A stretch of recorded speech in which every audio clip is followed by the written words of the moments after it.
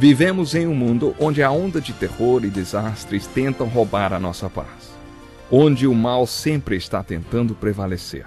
Mas vemos pela palavra de Deus desde o Antigo Testamento que o cuidado de Deus para com aqueles que o temem e o buscam é muito real e permanente. Fique atento a mais um programa Encontro com a Palavra. Aqui apresentamos a palavra de Deus como resposta a todas as mais difíceis questões da vida. Agora com você, Pastor Edson Bruno.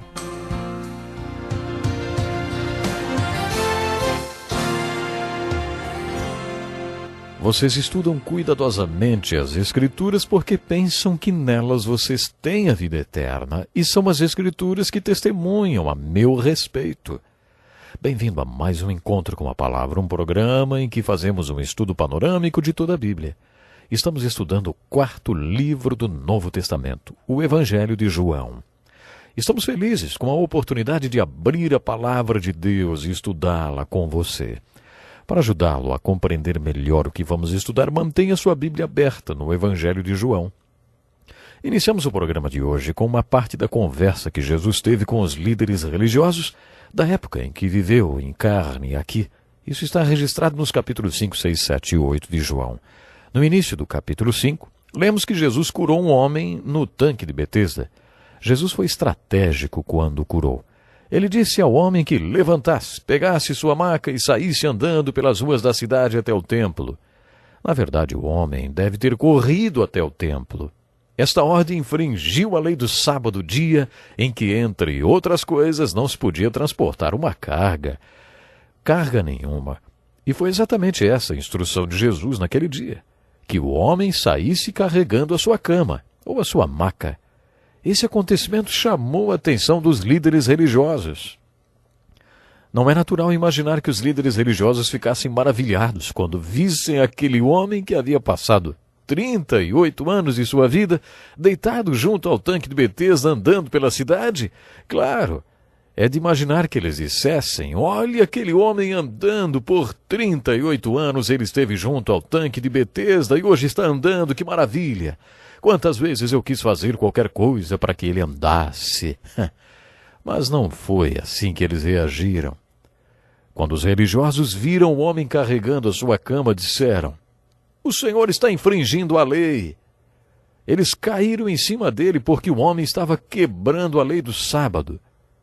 Isso mostra como eles estavam longe do espírito da lei.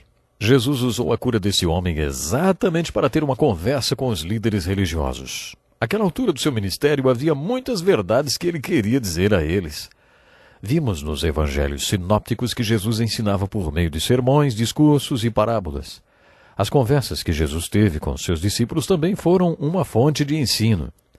Mas aprendemos muito também com essas conversas que Jesus teve com os líderes religiosos. Essas conversas eram mais acirradas.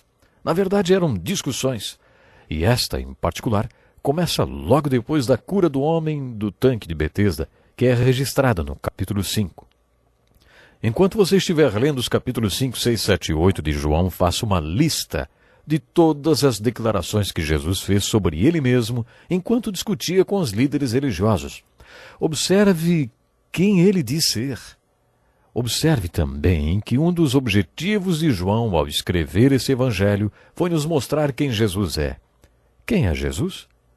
Você terá a resposta para esta pergunta nessa discussão de Jesus com os líderes religiosos. Nesses 4 capítulos, o próprio Jesus declara quem ele é.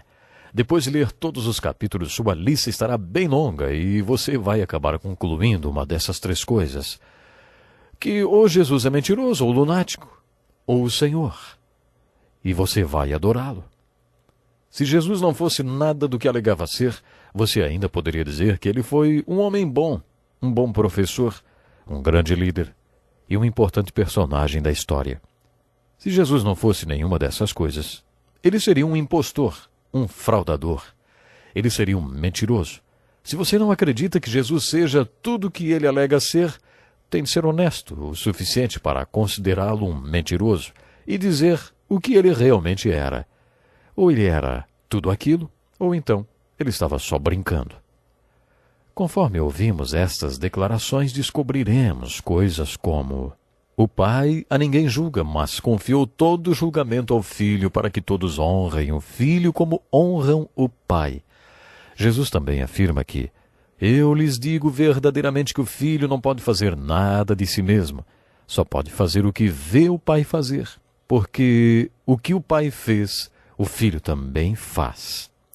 Se alguém chegasse dizendo que era Deus, talvez você perguntasse a essa pessoa: ah, quer dizer que você é Deus? Deus criou, você pode criar. Jesus alegou que também é o Criador. Aí poderíamos dizer: Deus é eterno, você é eterno. Enquanto a discussão entre Jesus e os líderes religiosos continuava, os judeus disseram: você ainda não tem 50 anos e viu Abraão? E Jesus respondeu: antes de Abraão nascer, eu sou. Os judeus então pegaram pedras para apedrejar Jesus. O povo não duvidava das declarações de Jesus e nem o questionava. Também não o aclamou como rei nem filho de Deus, mas também não quis apedrejá-lo. A Bíblia conta que depois da discussão, alguns creram nele. Jesus voltou para os judeus que haviam crido nele e disse: se vocês permanecerem na minha palavra, verdadeiramente serão meus discípulos, e conhecerão a verdade, e a verdade vos libertará. Aí os judeus se dividiram. Alguns queriam apedrejá-lo e até ameaçaram fazê-lo. Outros o chamaram de Senhor, e de fato o seguiram e tornaram-se seus discípulos. Faça a lista das declarações de Jesus, as declarações que ele fez a respeito de si mesmo, e veja quem é Jesus para você: um mentiroso, um lunático ou o Senhor? Os judeus haviam dito a Jesus que não havia evidências e que ele fosse quem dizia ser. Jesus respondeu: vocês enviaram representantes a João e ele testemunhou da verdade. Eu tenho um testemunho maior que o de João, a própria obra que o Pai me deu para concluir e que estou realizando, testemunha que o Pai me enviou. João tinha dado testemunho de Jesus e eles não acreditaram. Jesus estava fazendo obras maravilhosas e eles também não acreditaram. Jesus tinha feito muitos milagres em Jerusalém e alguns tinham acreditado nele por causa destes milagres. E agora eles tinham mais esse milagre do tanque de Betesda. Será que iriam crer? Quando Jesus foi batizado, o próprio Deus Pai deu testemunho de Jesus, dizendo dos céus: este é o meu Filho amado, em quem me agrado. Os judeus já tinham tido evidências suficientes para crer que Jesus era e é o Filho de Deus. As próprias Escrituras davam testemunho de Jesus e os judeus não enxergavam. São as Escrituras que dão testemunho a meu respeito. A questão é que eles não tinham que crer em Jesus intelectualmente. A fé é uma questão de moral e escolha. Certa vez conduzi um debate entre alunos de direito. E num determinado ponto daquela discussão senti vontade de dizer para um dos jovens: isso é uma questão de moral e de escolha. A questão é: você quer crer que Jesus Cristo é Deus? Você quer aceitar as consequências de reconhecer a autenticidade do cristianismo? Senti que aquilo tinha causado algum impacto nele. Depois de encerrado o debate, alguns alunos me procuraram e disseram que havia uma razão para a resistência daquele aluno. A conversa tinha atingido seu estilo de vida, a questão da moral e de optar por mudar de vida, e todos sabiam que ele tinha uma amante. Essa era a questão, o seu estilo de vida moral. Eu tinha tocado no cerne da questão. Jesus fez a mesma coisa com aqueles religiosos. Evidências de que ele era o Filho de Deus e eles tinham o suficiente. A questão era o estilo de vida que eles teriam que mudar. Eles não queriam ir a Jesus. Eles não queriam mudar nada. Na lei judaica, eram necessárias apenas 2 testemunhas para provar alguma coisa. Jesus apresentou testemunhas incontestáveis de que era o Filho de Deus e eles só não aceitariam Jesus se não quisessem. No capítulo 5, Jesus disse: como vocês podem crer se aceitam glória um dos outros, mas não procuram a glória que vem do Deus único? Eles estavam sempre procurando a aprovação dos outros, mas não a aprovação de Deus. Era como se Jesus dissesse: como vocês crerão desse jeito?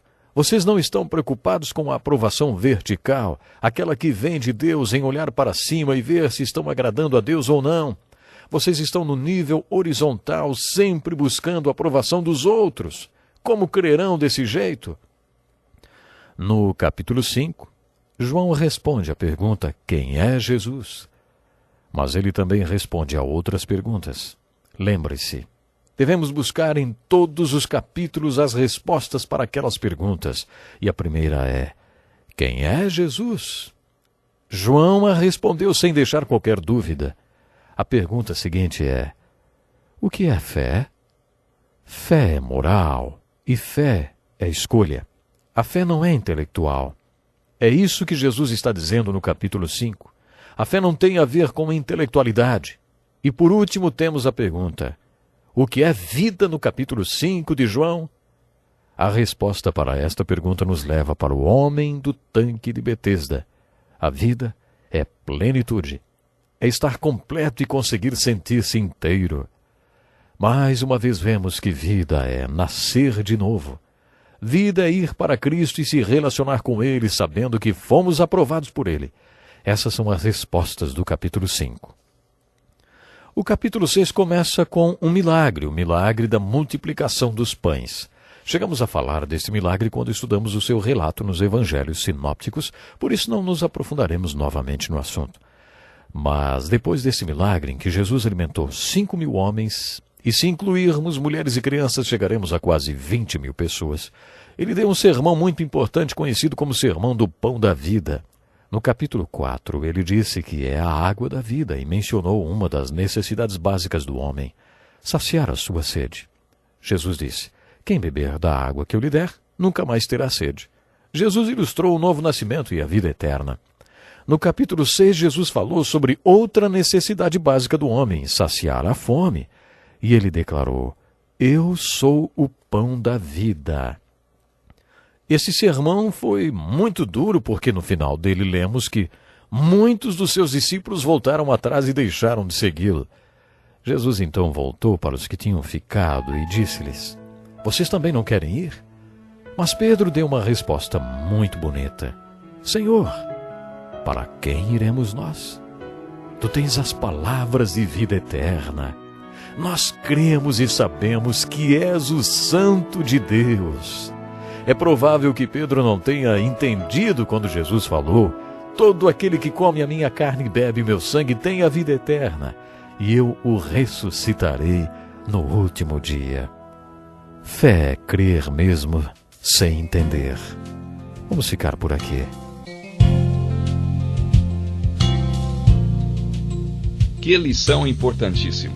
Obrigado, pastor Edson Bruno. Prezado ouvinte, coloque em prática o que você ouviu aqui. Sem dúvida, sua vida será grandemente abençoada. Este é um estudo escrito pelo Dr. Dick Woodward, na voz do pastor Edson Bruno. Escreva-nos e solicite o material. Nosso endereço é Encontro com a Palavra, Caixa Postal 2011, CEP 89201-970, Joinville, Santa Catarina. Até o nosso próximo encontro com a Palavra.